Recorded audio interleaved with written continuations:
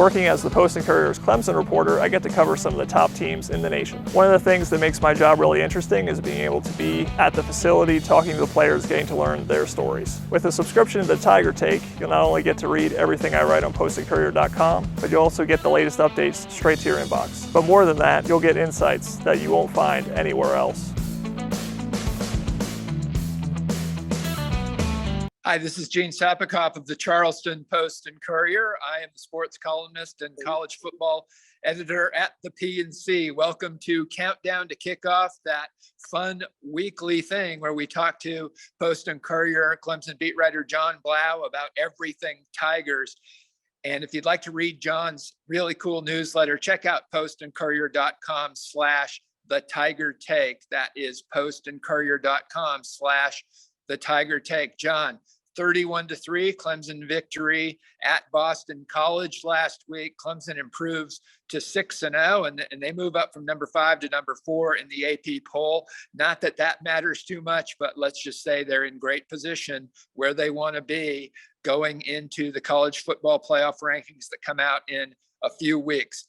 First, John, let's talk about DJ Uiagalelei and his legs. You wrote about that this week and how much improved Clemson is because of DJ's improved running ability. John, your thoughts on DJU and his running game so far this season?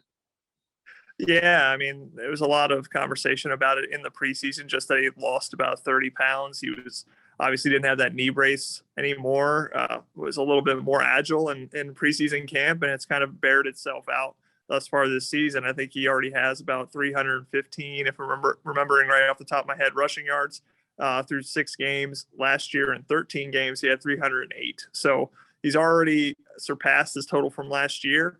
And the coaches just say it's more of a willingness to do it. I mean, just last year, there might have been opportunities where he could have pulled it. He was a little hesitant to do it, again, because he wasn't as svelte, and also because he had that big bulky knee brace on.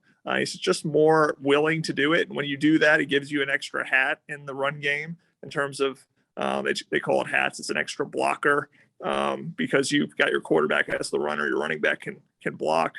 And then also you kind of make defenders have to respect that, because if DJU is going to pull it, he can run for about 40 yards like he did on that last drive against BC. The linebackers have to sit there, respect that, and that gives potentially more lanes to Will Shipley and Phil Maffa. So it has been a really big part of the running game, and honestly the best part of the running game thus far, which honestly is probably what Clemson needs to improve on, is running it with the running backs. Welcome again to Countdown to Kickoff. And if you're wondering where John and I are, we are at the Westin Charlotte Hotel for the ACC basketball tip-off. That's what's these cool, beautiful, scenic visuals behind us. John, here's an interesting stat. Clemson is 32 for 32 in red zone scoring this year, owing to DJU's improvement, offensive line improvement. Also, I'm writing about that this week in the Post and Courier. And only 3 other teams are perfect in the red zone, and that is Ohio State and Tennessee. And I doubt anyone else would guess the other one. It's Vanderbilt. But 32 for 32 with 24 touchdowns and 8 field goals. That worked again at Boston College. And just the overall takeaways, John, that you have from Chestnut Hill and that 31-3 win for Clemson last week. Yeah, I think I actually wrote about it in the newsletter last week in terms of the coaching staff actually split up in terms of game planning, the red zone, third down, all these very specific situations, because they weren't very good at them last year. And so they actually, Kyle Richardson was talking about third down being, I forget if it was third down or red zone, or blanking off the top of my head, but Kyle Richardson had one of those groups and made that his quote unquote baby, and Tyler Grisham made the other his baby, and they've been really good in the red zone. Obviously, I think that statistic is a little misleading in that it doesn't account for whether you scored a touchdown or a field goal, and I do think Clemson has probably kicked field goals more than they would like in terms of just not finishing and getting touchdowns. But I do think, again, going back to the Boston College game, it's a reason to think. I was covering my mic apparently, so can you hear me better? But yeah.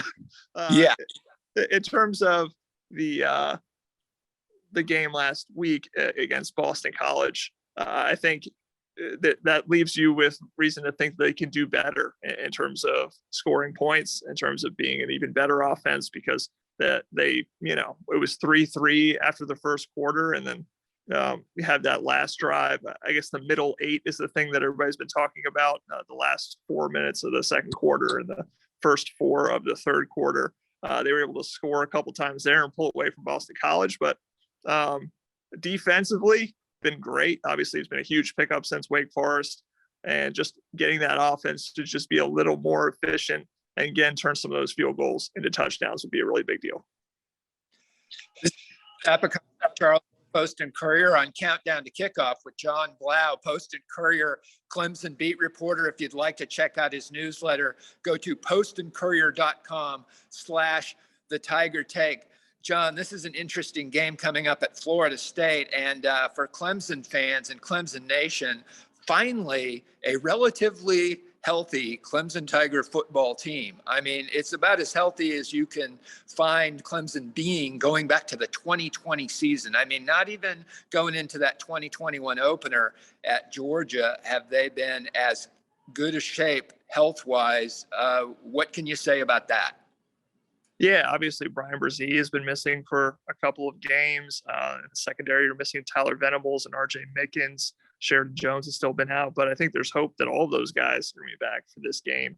And that defensive line, which again had tons of depth, has been able to sustain, missing a couple of pieces because they've had so much depth. But now you get all of the pieces together, that Avengers defensive line they've been talking about with all the different characters, Thor, Brzee, being Hulk. All of these guys you finally assemble, if people understand the reference to the Marvel movies. And Endgame, they had a final assembly in terms of the final battle. But it's going to be interesting to see them all together and how much they're able to get after Jordan Travis. John, the Clemson offensive line, there were 7 different combinations last year over the 13 games. This year, the same 5 starters over the first 6 games. How much of a difference has that made to the offense and to DJ Uiagalelei in particular? Yeah, I mean, having that consistency with all of its different pieces on the offense, at receiver, at offensive line, obviously. Walker Parks moved down to right guard. Which brought in Blake Miller, the true freshman, at right tackle. You had Will Putnam moving down to center, but now they've had 6 games under their belt, been able to work as a cohesive unit. Left guard Marcus Tate, he's in his second year, kind of a night and day situation, Dabo Sweeney's saying, in terms of his improvement. And Jordan McFadden, obviously a stalwart at left tackle. So they've been able to mesh over these first 6 games. I think obviously DJ Uiagalelei has been much more comfortable behind them. And they've been giving him tons of time in the pocket, and he's been much better for it. So I think consistency on the offensive line at receiver at a lot of different positions has helped DJ and his progression this year. John, you're going to have a really intriguing piece, one of many John Blau vintage stories where you really take these deep dives into players at Clemson. And this week on Jeremiah Trotter, the really good linebacker and the son of the former Philadelphia Eagles star linebacker of the same name. What did you learn? Kind of give us the abridged version of the Trotter story that you're going to have for the Post and Courier this week. It's probably what you would expect. Obviously, the son of a Pro Bowl, all-pro linebacker, basically was grown up to be a linebacker. I mean, basically, his dad has coached him ever since he was about 2 or 3 years old. They would set pillows up down on the floor and just have him tackle pillows when he was 2 or 3, and then he kind of adjusted and helped him figure out how to drive his hips through. And then they started doing gator roll tackles and goal line situations. And then all of a sudden, in Little League, Jeremiah Trotter Sr. Was his defensive coordinator all the way up through middle school, and then going into high school and coming to college. I mean, literally, Jeremiah Trotter Sr. will watch Clemson's film. He has a login to Clemson's film, and he will go and he will watch every single play that Jeremiah Trotter Jr. has, and kind of guide him through all the technical things he could do better. And so, I mean, Clemson's talked about how Jeremiah Trotter Jr. prepares like a pro. How he is basically a pro in terms of how he approaches the game. And a lot of that has to do with the fact that he has a pro who's his dad. So obviously made a great impact as a freshman, making even more of an impact as a sophomore now. And so it'll be interesting to see how he keeps growing from here, but he definitely has a great mentor in his father.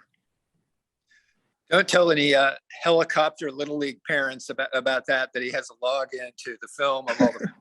But I guess if you're a former All-Pro NFL linebacker, that's okay. John, on to Florida State, October 15th in Tallahassee, Doak Campbell Stadium. Florida State, a 4.5-point underdog in this game, and coming off a couple of really tough losses to teams Clemson had just beaten, Wake Forest and NC State. How much of a factor do you think the Seminoles' mental state will be in this game after those two really tough, close losses for Mike Norvell and the Seminoles? Yeah, that is an X factor. But I mean, Dabo Swinney has talked about this is a team with the talent to beat anyone. Obviously they beat LSU. They've had, Wake Forest. They did battle them. Obviously, Wake Forest won decisively, and then NC State kind of had them on the ropes and didn't quite pull it off. But it will be interesting to see how they respond. They have a great quarterback who can really make some plays on the ground as a scrambler. And so it's really going to be as much up to Clemson and their discipline in terms of caging him and doing the things you have to do to determine whether they're going to win the game. Because if you give Florida State that little bit of hope, if you let Jordan Travis pick up a couple of scrambles, all of a sudden they're a very dangerous team. They could beat you. If you do cage him, if you do frustrate them, maybe the fact that they have had a couple of close losses and just dropped that game to NC State kind of gets in their head, and they start to kind of have a little bit of a backslide in terms of how they're playing the game. So I think it really has to do with Clemson, how they approach it, how they approach the game and do the little things they need to do, because Florida State is dangerous. Whether they're mentally there or not, we'll find out. But it will be interesting to see how Clemson approaches it. John, here's my bold prediction for the Florida State Clemson game.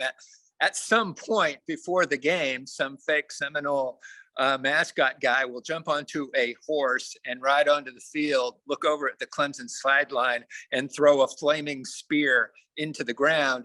And at many points during the game, the Florida State fans will be doing the tomahawk chop.